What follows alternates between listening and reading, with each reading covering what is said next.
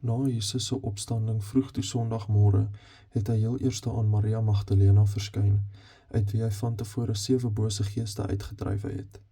Sy het dit vir sy disippels gaan vertel, wat oor hom getreur en gehuil het. Alhoewel hulle by haar gehoor het, dat hy lewe en dat sy hom gesien het hulle haar tog nie geglo nie. Daarna het Jesus met 'n ander voorkoms aan 2 van hulle verskyn terwyl hulle op pad was na die platteland toe. Hulle het vir die ander disippels gaan vertel, maar die het selfs vir hulle ook nie geglo nie. Later het Jesus aan die 11-tal self verskyn, terwyl hulle aan tafel was.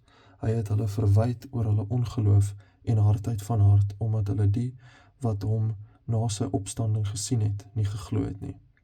Hy het vir hulle gesê, gaan uit die hele wêreld in en verkondig die evangelie aan die hele mensdom. Wie tot geloof gekom het en gedoop is, sal gered word. Wie nie glo nie, sal veroordeel word.